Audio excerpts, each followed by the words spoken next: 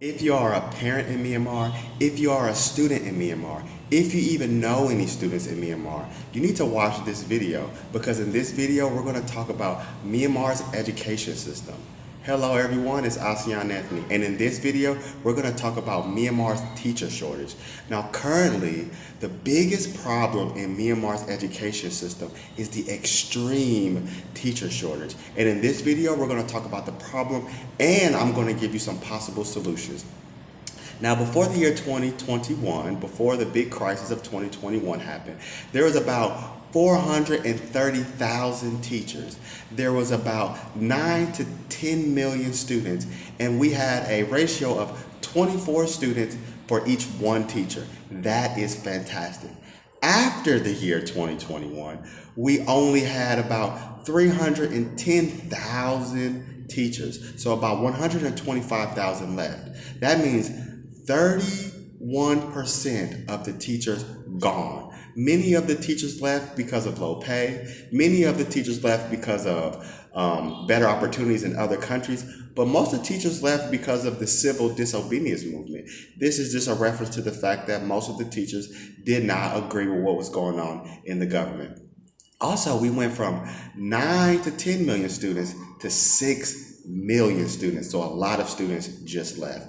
To make matters even worse, there was an extreme difference in the distribution of teachers in Myanmar, such that the rural areas had less teachers and the modern cities had more teachers. And during COVID, a lot of students just stopped going to school. Okay, so what can parents do? What can teachers do? Well, let's talk about that. The first thing you need to understand is you need to focus on the subjects that matter. That's English and math.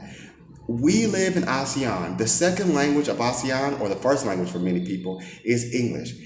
That is true for the entire world. So if you can't speak English, you can't speak.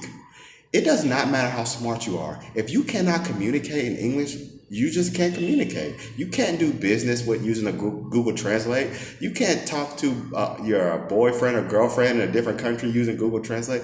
No, you have to learn the language. That's just the world we live in. Also, math. Math is the best subject to study if you are interested in engineering, chemistry, finance, all of the technical subjects, all of the tough jobs, all of the intellectual jobs require you to learn math. Now, I am a bit biased because I did go to school for mathematics. I have a degree in applied mathematics, so it's kind of my favorite subject. So what can we do about this? Well, the first thing we can do is, if you have the money, find you an English teacher that can teach English and other subjects in English. Now, this is something that I can do and something that I do, but if you don't have a lot of money, then I cannot do it for you unless you have like 10 students. And if you do have a lot of money, then yes, of course, I could give you private lessons. But if this is not an option for you, you have to understand that the internet should be your best friend. You need to be watching YouTube without subtitles. Subtitles are crutches that are going to keep you from excelling in English. Also, there's an app called HelloTalk. This allows you to talk to native English speakers, mostly from America, and Japanese is for English and Japanese. I've used this app myself. If you need to practice your English with a native teacher or with a native speaker for no cost, download HelloTalk. It will be a big difference maker.